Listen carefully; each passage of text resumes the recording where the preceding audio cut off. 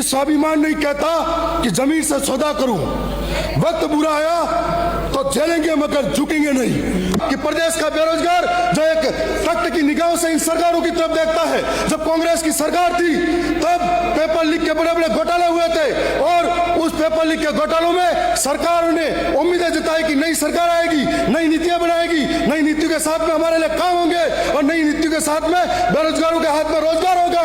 वो बेरोजगार जो अपने माँ के गहने बेचता है, जमीन बेचता है और जमीन और गहने बेच के मुश्किल से पढ़ाई करता है। जब पेपर लीक होता है, साफ पेपर लीक नहीं होता है, उनके सपने लीक होता है, उनका भविष्य लीक होता है और ऐसे में उनका सपने और भविष्य टूटता है तो अंधकार में चला जाता है। जिसके हाथ में कागज कलम होना चाहिए उसके हाथ में घेती पावड़े पड़े हुए हैं, वो मजदूर बन चुका है। और इस सरकार से उम्मीद लगा के जब बैठा था कि पेपर लीक की जांच होगी, ये जो मैं पोस्टर ये पेपर लाया हूं इसके अंदर सत्ता पक्ष के वादे याद दिला रहा हूं। जब इन्होंने कहा था कि हम सरकार में आएंगे, पेपर लीक की जांच कराएंगे, सीबीआई से जांच करेंगे, आज वो सीबीआई, आज वो एसओजी कहां गई?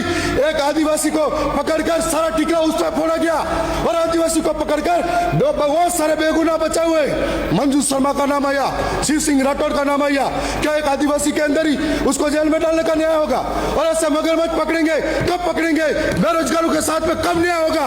और प्रदेश के अंदर कल प्रश्न का जवाब था 70,000 भर्तियां खाली है। आपने कांग्रेस का नाम ले लिया और कांग्रेस ने गलतियां की इसलिए विपक्ष में बैठा।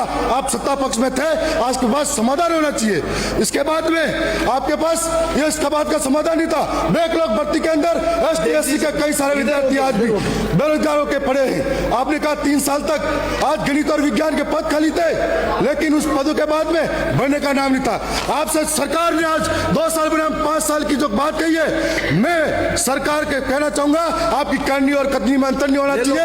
ये करनी और कतनी में नहीं, ये जो फोटो है सभापति महोदय इसमें आप भी हो और इस मुद्दे के दम पर आप सत्ता में आए। सत्ता में आने के बाद में सीबीआई जांच की बात तो भूल गए। आज बेरोजगार ठगा ठगा महसूस कर रहा है और आज हर भर्ती में OMR सीट के घोटाले के अंदर इस तरीके से हम सरकार से कहना चाहते हैं यदि आप में अंदर सच्चाई है और सच्चाई की हो तो प्रदेश की जनता के साथ न्याय करें। इन तमाम भर्तियों के अंदर सीबीआई जांच करे, दोषी वंचित अधिकारियों को जेलों में डाला जाए, जो लोग राजनीतिक रूप में संक्षिप्त हैं उनको भी भरा जाए। मैं मानता हूं चोर दोनों तरफ से बैठे हुए होंगे और ये चोर कब बाहर आएंगे, कब बेरोजगारों को न्याय मिलेगा, इसकी मांग करता है पुरजोर तरीके से।